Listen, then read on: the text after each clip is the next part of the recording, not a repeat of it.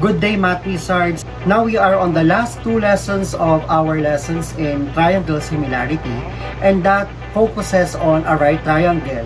And this is one of the famous formulas or lesson that deals with the right triangle in geometry, and that is the Pythagorean theorem. So let's consider triangle ABC as a right triangle.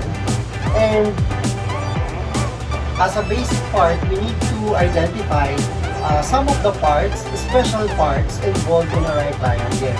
So there is always a short leg in the two triangles. So there is also involved legs of a right triangle. So this one is the leg. These two are legs of the right triangle. One is the long and the other one is the short leg. So either of the two will be the long and the short leg. So the side opposite of the right angle, which is AB in the given example, is what we call the hypotenuse.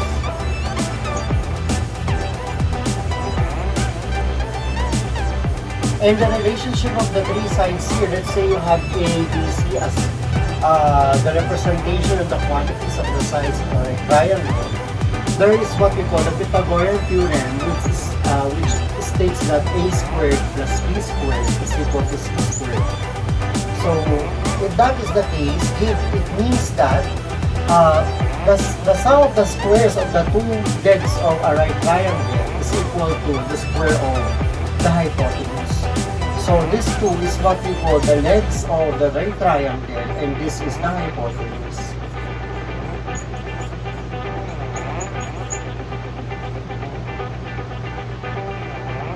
Okay, there are cases wherein a squared plus b squared is greater than c squared. Meaning, the given triangle is not a right triangle, but rather an acute triangle. If you have a squared plus b squared is less than c squared, that is what we call an obtuse triangle. So, if the sum of the squares is equal to the longest side of the right of a triangle, that is what we call a right triangle. Let us apply the Pythagorean theorem in solving for the unknown value of x. Okay, for number 1, so given we need to identify in the given, we need to identify the value of the hypotenuse. So x represents the hypotenuse of the given triangle. So since it involves right triangle, so you will be using a squared plus b squared is equal to c squared. So in the given, the unknown value is the hypotenuse, so therefore c is x. So the other two are legs of the right triangle. So 8 squared plus 13 squared is equal to x squared. So 18 squared is 64 plus 169 is equal to x squared. Combining the two, you will have 233 is equal to x squared. Getting the square root of 233, you will leave to x is equal to 15 point. Number 2. In the given, the unknown value is, the unknown part is a leg of a right triangle. So, either of A and B will be the unknown. So, x squared plus 7 squared is equal to 9 squared. So, we will transpose 7 squared. So, x squared is equal to 9 squared minus 7 squared. X squared is equal to 81 minus 49. So x squared is equal to 81 minus 49. That will give you 32. That is x is equal to the square root of 16 times 2. So x is equal to 4 square root of 2. Number 3. So even though the given is in the given, the unknown value is the altitude of the isosceles triangle. So we need to complete the value of the legs and the other part of the right triangle. So in this case, this is 24. To get the value of this part, since based on the tick marks, these two are congruent, therefore 22 will be divided by 2 to get the value of this part of the right triangle. So this will become 11. Okay, so to get the value of x, that is one of the legs of the right triangle here. So you will have x squared plus 11 squared is equal to 24 squared. So solving for x is equal to, x squared is equal to 24 squared minus 11 squared. Continuing, the solution, x squared is equal to 576 is equal minus 121.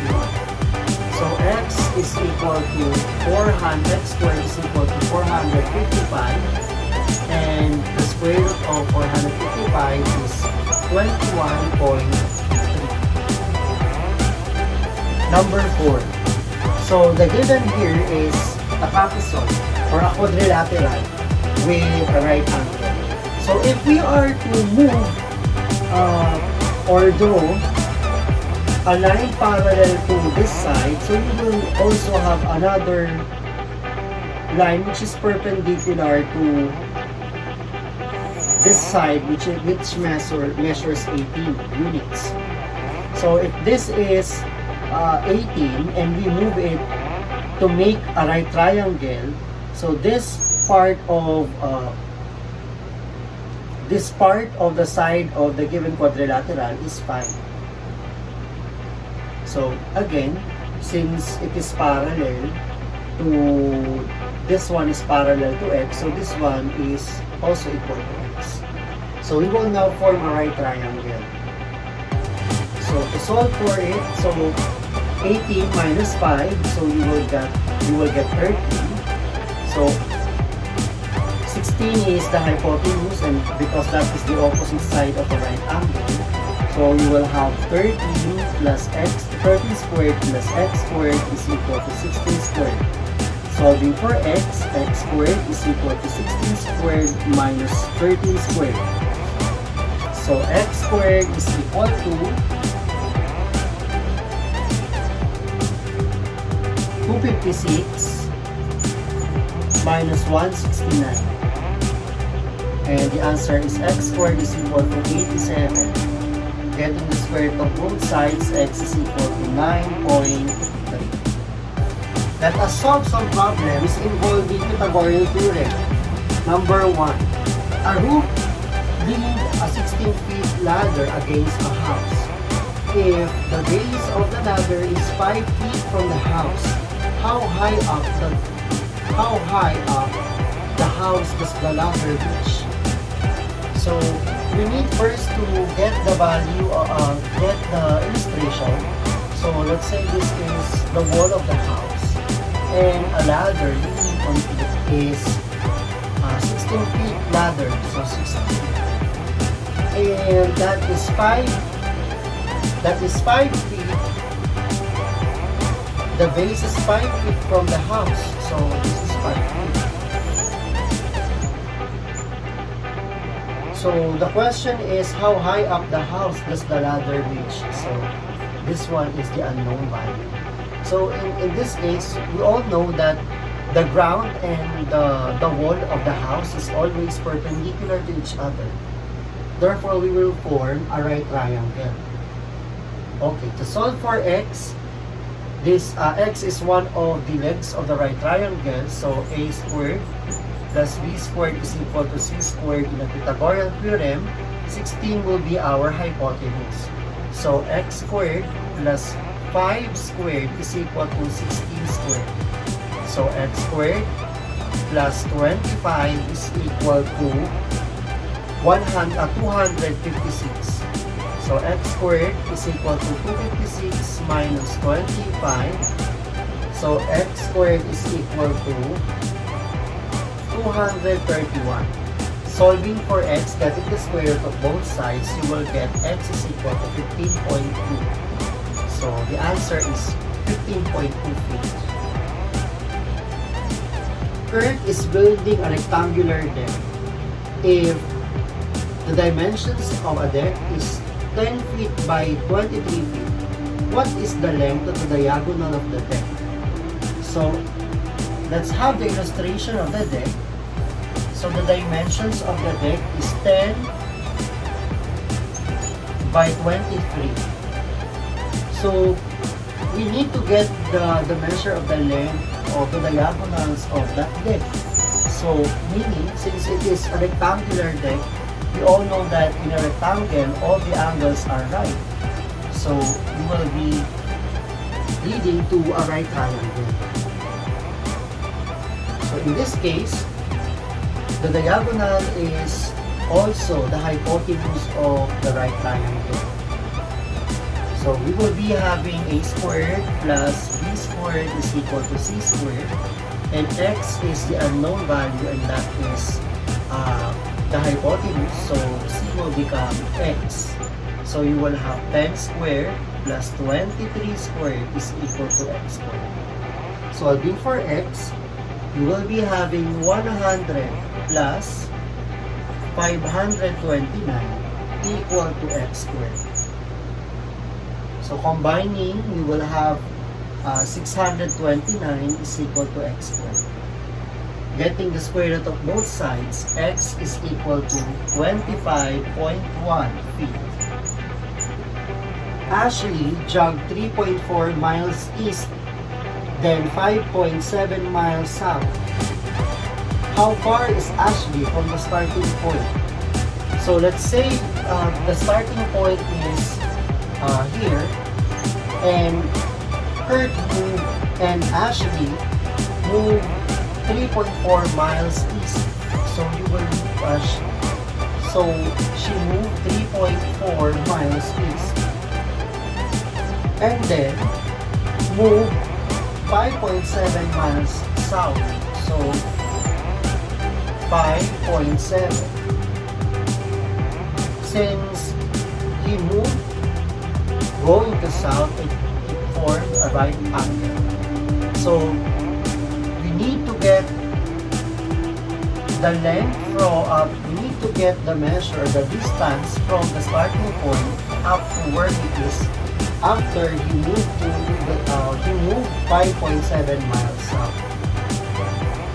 So based on the given illustration, we will form a right triangle, and the hypotenuse is the one that is missing. So you will have a squared plus b squared is equal to c squared. So you will have 3.4 squared plus 5.7 squared is equal to x squared.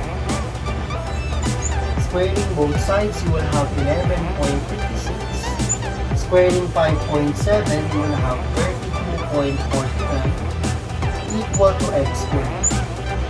Solving, you will have 44.05 equal to x squared. So getting the square root of both sides of the equation, you will get x is equal to 6.6. So 6.6 miles. A 31-foot support wire is attached from the top of a 25-foot telephone pole at the point on the ground. How far from the base of the pole does the wire meet the ground? So meaning, let's say you have, this is our pole which is 25 feet, 25 feet, and there is a support that is